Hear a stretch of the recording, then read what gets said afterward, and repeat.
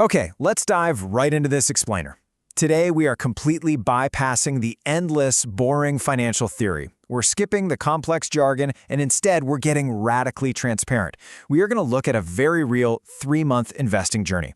We'll use a clean, straightforward dashboard approach to see exactly what happens when you kick off a systematic investment plan, an SIP, with just 5,000 rupees a month. We're going to cover exactly why this was started, the specific fund that was chosen, and the actual real-world profit and loss after 90 days. But listen, we need to shatter this social media quick money illusion right out of the gate. If you're hunting for some secret strategy that's going to double your money by next Tuesday, well, this definitely isn't it. The absolute most crucial point you can take away today is that long-term consistency matters infinitely more than chasing short-term returns. We're looking at a completely authentic scenario to really understand the nuts and bolts of wealth building, flaws and all. All right, Section 1, the 5,000 rupee SIP experiment and picking the right fund.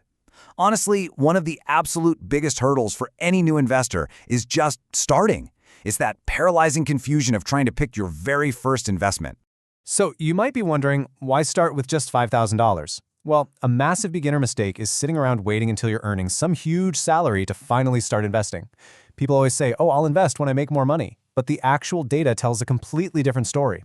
According to AMFI, literally 28% of all active SIP accounts are investing between just 500 and 1,000 rupees a month.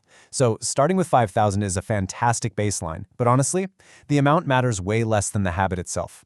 Building that muscle early on while making sure you've got a basic emergency fund tucked away, that is the real secret sauce to long-term wealth. You absolutely don't need to be rich to invest. You just need to invest to become rich.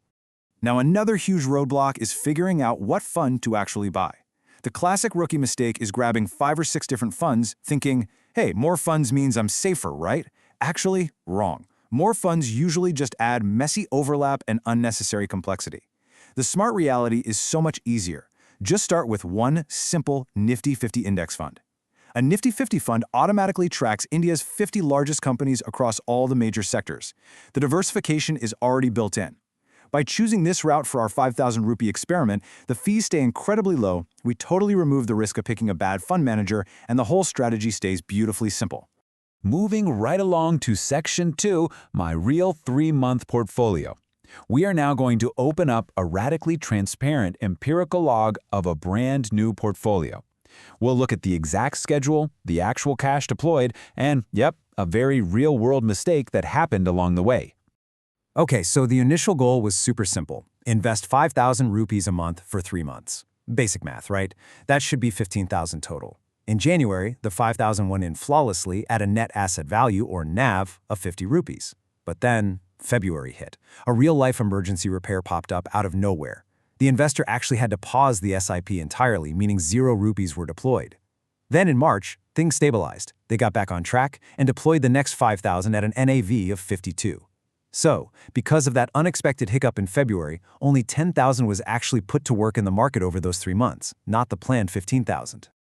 Drumroll, please. What is the current value of that 10,000 rupee investment after 3 months? It sits at exactly 10,836 rupees. That is a profit of 836 rupees. Now, I can hear you thinking, that's really not a lot of money. And you know what? You're 100% right, because judging a mutual fund by just 3 months of data is a notoriously terrible idea. 3 months is practically a rounding error in the investing world. But here's the thing, this modest gain, and specifically the discipline it took to restart that SIP in March, is actually a massive psychological victory. To truly grasp how SIPs protect you and passively build your wealth, we've got to talk about rupee cost averaging. When you're putting in a fixed amount every single month, you are automatically adapting to whatever the market is doing. If the market is running hot and the NAV is expensive, your 5,000 just buys fewer units. No big deal. But when the market crashes and everyone else is panicking, your fixed 5,000 suddenly buys way more units because everything is on sale. Over the years, this beautifully averages out your purchase price. It literally turns scary market crashes into your absolute best friend. And this perfectly highlights the most painful lesson from our little 3-month experiment. Remember that paused payment back in February? Well, the NAV actually dropped down to 47.50 that month. Because the SIP was paused for that emergency, the investor totally missed out on scooping up those cheaper units. And this is backed up by hard data. Value research found that investors who panicked and stopped their SIPs during the massive March 2020 crash and then restarted 6 months later ended up with 23% lower returns over 3 years compared to the folks who just gritted their teeth and kept going.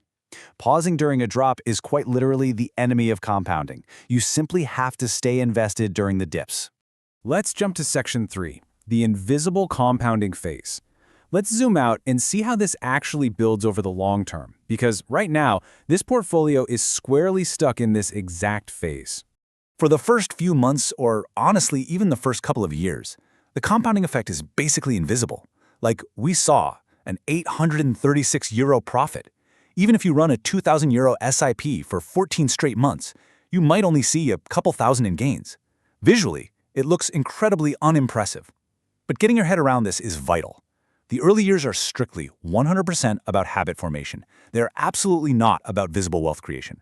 If you go in expecting jaw-dropping profits in year 1, you are guaranteed to get frustrated and quit. You have to patiently survive this invisible phase to ever reach the explosive phase. Because the mathematical reality of long-term consistency will blow your mind. Let's say you maintain this exact 5,000 monthly habit, assuming a fairly standard historical average return of 12% for an equity fund. Look at how these numbers scale. After 5 years, you project out to about 4.1 lakhs. After 10 years, boom, it hits 11.2 lakhs. But if you just keep going to year 20, it projects to a jaw-dropping 49.9 lakhs. And here's the craziest part of that final number. Over those 20 years, you only actually contributed 12 lakhs from your own pocket. The remaining 38 lakhs is purely free wealth generated by compounding. All the heavy lifting happens at the end of the timeline.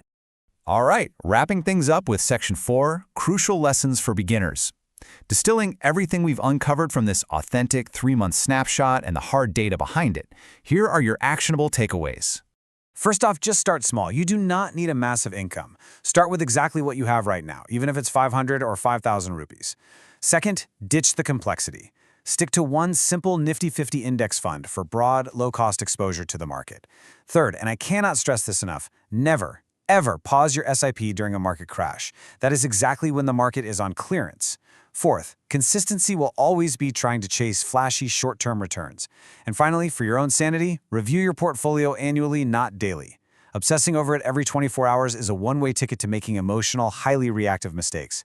Remember, the folks who end up with the worst long-term results aren't the ones who timed the market poorly, they're the ones who simply stopped when the ride got bumpy. And that is exactly why the next step for this very portfolio we looked at today is to lock in and continue this 5,000 rupee SIP, completely uninterrupted for the next 5 years. So, we've broken down the raw data, we've examined a real, warts-and-all portfolio, and we've seen the undeniable math of the long game.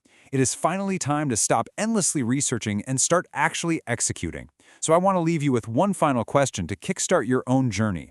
If a simple, boring 5,000 rupee monthly habit can realistically build toward 50 lakhs over time, what small step are you going to take today?